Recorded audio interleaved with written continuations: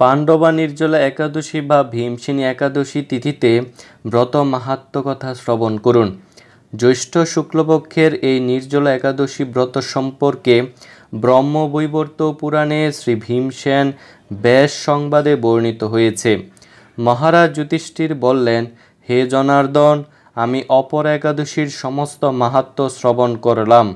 এখন জ্যৈষ্ঠ শুক্লপক্ষের একাদশীর নাম ও মাহাত্ম্য কৃপাপূর্বক আমার কাছে বর্ণনা করুন। শ্রীকৃষ্ণ বললেন, এই একাদশীর কথা মহর্ষি ব্যাসদেব বর্ণনা করবেন, কেননা তিনি সর্বশাস্ত্রের অর্থ ও তত্ত্ব পূর্ণরূপে জানেন। রাজা যুধিষ্ঠির ব্যাসদেবকে বললেন, হে মহর্ষি দ্বৈপায়ন, আমি মানুষের লৌকিক ধর্ম এবং জ্ঞানকাণ্ডের বিষয়ে অনেক শ্রবণ করেছি। আপনি যথাযথভাবে ভক্তি বিষয়িনী কিছু ধর্মকথা এখন আমায় বর্ণনা করুন। শ্রী ব্যাসদেব বললেন, হে মহারাজ, তুমি যেসব ধর্মকথা শুনেছ, এই কলিযুগের মানুষের পক্ষে সেই সমস্ত পালন করা অত্যন্তই কঠিন, যা সুখে সামান্য খরচে অল্প কষ্টে সম্পাদন করা যায়, অথচ মহাফল প্রদান করে এবং সমস্ত শাস্ত্রের সারস্বরূপ। সেই ধর্মই কলিযুগের মানুষের পক্ষে করা শ্রেয়। সেই ধর্মকথাই এখন আপনার কাছে বলছি। উভয় পক্ষের একাদশী দিনে ভোজন না করে উপবাস ব্রত করবে। দ্বাদশী দিনে স্নান করে শুচি শুদ্ধ হয়ে নিত্যকৃত্য সমাপনের পর শ্রীকৃষ্ণের অর্চন করবে। এরপর ব্রাহ্মণদেরকে প্রসাদ ভোজন করাবে। অশৌচাদিতেও এই একাদশী ব্রত কখনো ত্যাগ করবে না। যে সকল ব্যক্তি স্বর্গে যেতে চায়, তাদের সারা জীবন এই একাদশী ব্রত পালন করা উচিত। পাপ কর্মে রত ও ধর্মহীন ব্যক্তিরাও যদি এই একাদশী দিনে ভোজন না করে, তবে তারা যম যাতনা থেকে রক্ষা পায়। শ্রী ব্যাসদেবের এসব কথা শুনে গদাধর ভীমসেন অশ্বত্থ পাতার মতো কাঁপতে কাঁপতে বলতে লাগলেন, হে মহাবুদ্ধি পিতামহ, মাতা কুন্তী, দ্রৌপদী, ভ্রাতা যুধিষ্ঠির, অর্জুন, নকুল ও সহদেব, এরা কেউই একাদশীর দিনে ভোজন করে না। আমাকেও অন্ন গ্রহণ করতে নিষেধ করে, কিন্তু দুঃসহ ক্ষুধা যন্ত্রণার জন্য আমি উপবাস করতে পারি না। ভীমসেনের এই রকম কথায় ব্যাসদেব বলতে লাগলেন, যদি স্বর্গাদি দিব্যধাম লাভে তোমার একান্ত ইচ্ছা থাকে, তবে উভয় পক্ষের একাদশীতে ভোজন করবে না।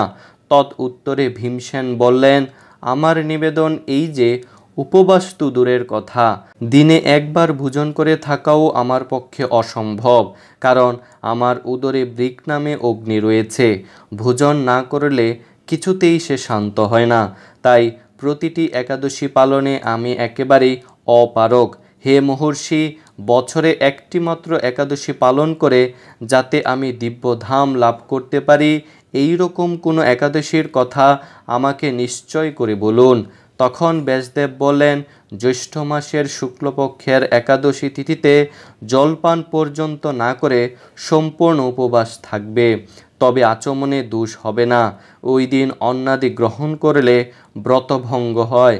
একাদশীর দিন সূর্যোদয় থেকে দ্বাদশীর দিন সূর্যাস্ত পর্যন্ত জলপান বর্জন করলে অনায়াসে 12টি একাদশীর ফল লাভ হয়।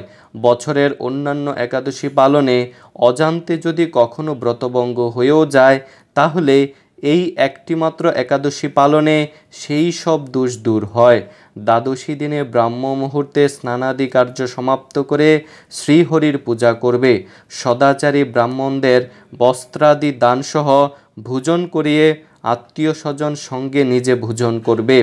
এরূপ একাদশী ব্রত পালনে যে প্রকার পুণ্য সঞ্চিত হয়, এখন তা শ্রবণ করো। সারা বছরের সমস্ত একাদশীর ফলই এই একটিমাত্র একাদশী ব্রত উপবাসে লাভ করা যায়। শঙ্খ চক্র গদা পদ্মধারী ভগবান শ্রীকৃষ্ণ আমাকে বলেছেন, বৈদিক ও লৌকিক সমস্ত ধর্ম পরিত্যাগ করে যারা একমাত্র আমার শরণাপন্ন হয়ে এই নির্জলা একাদশী ব্রত পালন করে, তারা সর্বপাপ থেকে মুক্ত হয়।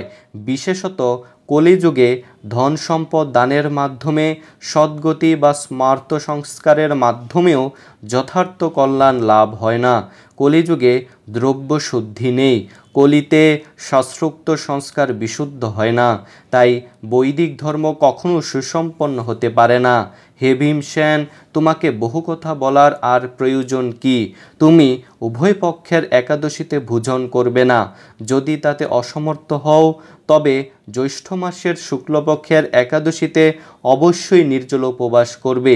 এই একাদশী ব্রত ধন ধান্য ও পুণ্যদায়িনী। যমদূতগণ এই একাদশী ব্রত পালনকারীকে মৃত্যুর পর স্পর্শ করতে পারে না। পক্ষান্তরে বিষ্ণুদূতগণ তাকে বিষ্ণুলোকে নিয়ে যান। শ্রী ভীমসেন ওই দিন থেকে নির্জলা একাদশী ব্রত পালন করতে থাকায় এই একাদশী পাণ্ডবা নির্জলা বা ভীমসেনী একাদশী নামে প্রসিদ্ধ হয়েছে। এই নির্জলা একাদশীতে পবিত্র তীর্থে স্নান, দান, জপ, কীর্তন ইত্যাদি যা কিছু মানুষ করে তা অক্ষয় হয়ে যায়। যে ব্যক্তি ভক্তি সহকারে এই একাদশী ব্রত মাহাত্ম্য কথা পাঠ বা শ্রবণ করেন তিনি বৈকুণ্ঠধাম প্রাপ্ত হন। হরে কৃষ্ণ।